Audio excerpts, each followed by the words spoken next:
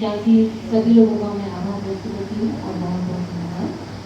और उपस्थित यहाँ पे मातृशक्ति बहुत जागरूक है और आप लोग यहाँ पे आए हैं, हमें बहुत अच्छा लग रहा है। आना भी चाहिए ऐसी जगह। देखिए इतने बड़े बड़े लोग आए हैं यहाँ पे आपको जागरूक करने के लिए, आपकी चीज़ें बताने के लिए, तो हमें हमारा ये फर्ज बनता है कि हम आए और सीखें और जाने की क्या चीज़ है ना। और मैं तो कह रही हूँ और भी लोग आते तो और अच्छा होता, बच्चों को भी ले आते, बहुत देखो बच्चे भी जागरूक होते हैं, है ना। देखिए मैं हूँ anti human trafficking unit Kotdwar से। ये जनपद में हमारी एक यूनिट है, पूरा जनपद देखना पड़ता है। तो इसमें क्या है, मानव तस्करी जो है, आप लोग समझते हैं मानव तस्करी क्या है, उस पर हम लोग काम करते हैं, ठीक है। और दूसरी बात, आप लोग हम लोग आते हैं आज विधिक सेवा प्राधिकरण जो हमारी जिला जज मजिस्ट्रेट मैडम है, तो उनकी उपस्थिति में ये वर्कशॉप रखी गई है। तो मैं इतना ही बताना चाहूँगी कि जो हमारे बालक हैं, बालक में क्या आता है, बालिका और बालक दोनों ही आ जाता है। बच्चे जब हम कहते हैं ना तो दोनों के लिए है ये काम, ठीक है, ये समझना जरूरी है। पोक्सो एक्ट क्या है वो तो पूजा मैडम ने बता दिया है। पोक्सो एक्ट जब ये मुकदमा दर्ज होता है तो ये कब होता है, और ये आप सब लोगों को जानना बहुत ही जरूरी है। जब हमारे बच्चे के लिए कुछ खतरा महसूस होता है, कुछ उससे छेड़छाड़ होती है, कुछ ऐसा आपको लगता है तो चुप नहीं रहना है, ठीक है। अभी एक केस ऐसा आया था, जो नाम तो नहीं बताऊंगी, पर यह है कि बच्चे ट्यूशन पढ़ते थे, शिक्षक घर पे ट्यूशन पढ़ाने आते थे, मदर उसकी कहीं बाहर रहती थी, फॉर्नर कहीं बाहर रहती थी, दादी के साथ वो लोग रहते थे। तो वो 2 मंजिले में तो वो रहते थे वो, और नीचे बच्चे पढ़ाता था वो, और नीचे बच्चे के साथ बच्ची थी 8 या 9 साल की बच्ची, तो उसके साथ वो टीचर छेड़छाड़ कर रहा था।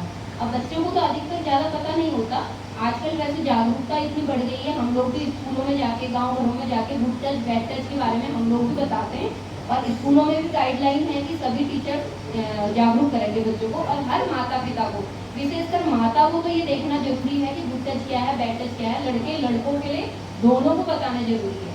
ये क्राइम हम ये सोचें कि लड़की के साथ ही होता है, ऐसा नहीं है, लड़का और लड़की के लिए सेम क्राइम आज की युग में हो रहा है, ठीक है। तो छेड़छाड़ करता था, लड़की को पहले समझ में नहीं आया, लेकिन 1-2 बार ऐसी चीज़ें हुई तो उसकी अपनी मदर से वीडियो कॉल पर बताई कि माँ मेरे साथ ऐसा है, ऐसा करते हैं सर, भाई तो बाहर रहता है और अंदर ले जाके मुझे डांटने और पीटने के बहाने ऐसा करते हैं।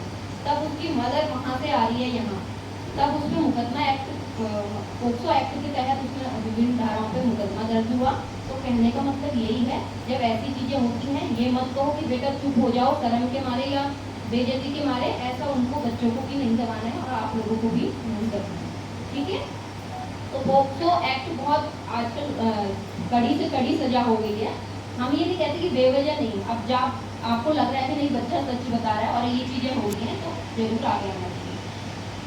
ये बालक संरक्षण के लिए हर थाने हर चौकी में एक महिला अधिकारी ऐसा ही रहती थी और उसकी पूरी टीम रहती है, वहाँ पे नियुक्त रहती है। आप जिस भी क्षेत्र में रहते हैं तो आपको बालकों के संरक्षण के लिए ये विधि जो टीम है ये भी काम करती है, CWC भी काम करती है, पुलिस के अधिकारी भी इसमें काम करते हैं। आप बेहिचक आ सकते हैं पुलिस के पास, पुलिस से जो भी मदद चाहिए, क्योंकि मुकदमा जब लिखा जाएगा तभी कोर्ट तक पहुँचेगा ना, तभी बच्चे को न्याय मिलेगा।